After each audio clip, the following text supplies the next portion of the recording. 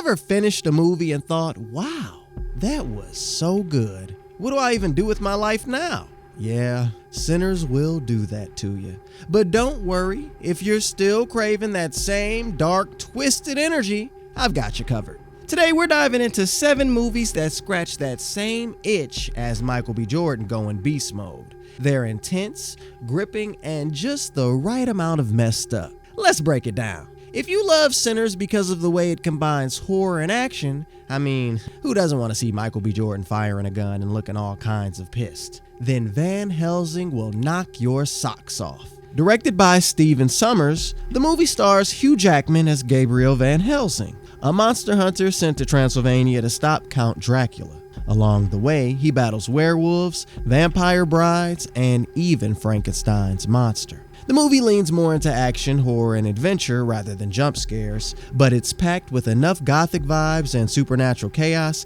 that tearing your eyes away from the screen will be impossible. It didn't get much love when it first dropped, mostly due to its CGI and campy vibes, but that's also what makes it a fun ride today. Like Sinners, Van Helsing follows a hero dealing with dark secrets, a haunted past, and wicked creatures of the night. It might not be the scariest film out there, but if you're looking for a movie that delivers monster mayhem with style, Van Helsing is your pick. Remember Alien, the 1979 horror movie set in space where no one can hear you scream? Good.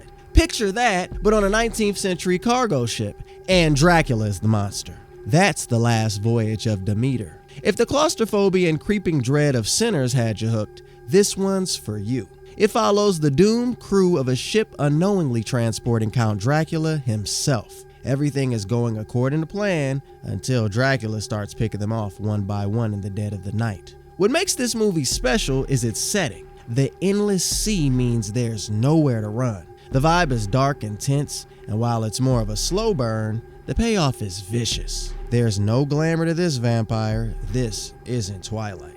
Here, Dracula is a feral creature, pure nightmare fuel. Sinners gave us vampires in the South. Demeter gives us terror on the high seas. It's one long, bloody descent into madness. What if you got stabbed by an ancient dagger and suddenly started craving blood? No more burgers or fries for you, just the literal blood running in people's veins. That would be rough, wouldn't it? Well, that's exactly what happens to Dr. Hess Green in one of the most unique vampire movies ever made. Dr. Hess Green is an anthropologist researching an ancient African tribe of blood drinkers. After he's stabbed with a cursed dagger, he develops a thirst for blood, one that quickly spirals into obsession. Then he meets Ganja, the wife of his assistant, and everything completely changes. Ganja and Hess use the vampire myth as a way to explore the topic of addiction. Ganja embraces her new life, but Hess becomes consumed by guilt and keeps searching for redemption. Like Sinners, Ganja and Hess uses the vampire story to say something powerful about black life and trauma. It didn't get much attention when it first came out, but now it's considered a classic. It's a strange, emotional film, and unlike anything you've seen in horror before. If what grabbed you about Sinners was its blend of family dynamics and undead horror, then Byzantium is a hidden gem that you'll want to dig up. It tells the story of 2 vampires, a mother and daughter, who've spent centuries running from a patriarchal vampire order. Now they're hiding out in a rundown seaside town, trying to blend in and survive. Like Sinners, this movie is not only about fangs and blood.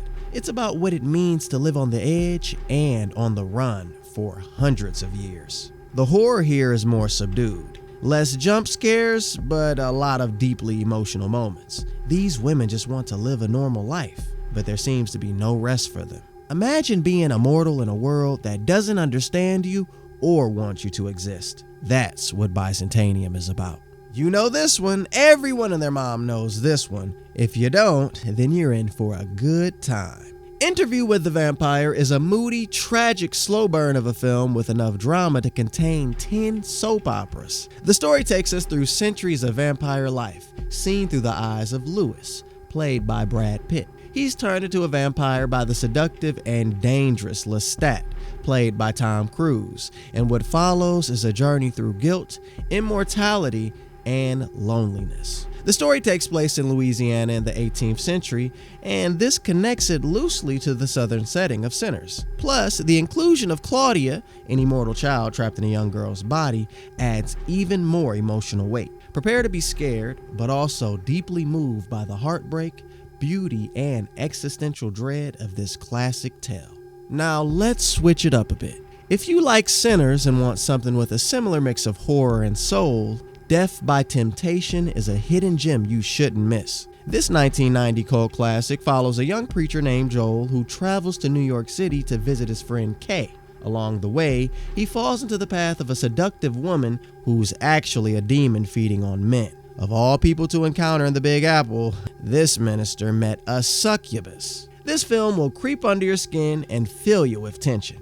Watch out for how the story is able to combine horror with serious topics like temptation, faith, and guilt. It also has a unique black urban vibe that sets it apart from most vampire movies. Again, this isn't Twilight. Plus, you'll catch an early performance from Samuel L. Jackson himself. Death by Temptation might have flown under the radar, but it's full of atmosphere, biting social commentary, and a good number of scares. If Sinners left you wanting more horror films with a message, this one definitely delivers. Nosferatu is a remake, but don't let that fool you. It's absolutely terrifying. Directed by Robert Eggers, the same guy that scared us with The Witch and The Lighthouse, this version of the silent film brings Count Orlok back in a way that feels deeply disturbing. Set in the 19th century Europe, it follows a woman and her husband as they try to survive Orlok's obsessive hunt and the plague he brings with him. There's just one juicy detail: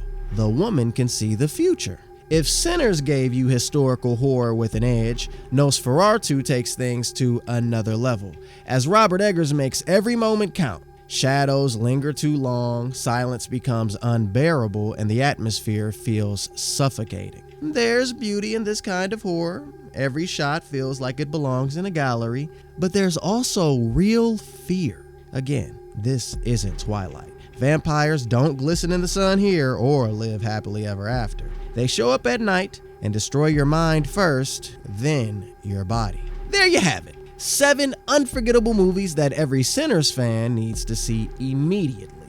Which one are you watching first? Did we miss a hidden gem? Hit the comments and let's geek out together. And hey, if you want more recommendations like this, don't forget to like, subscribe, and hit that notification bell. See you in the next one.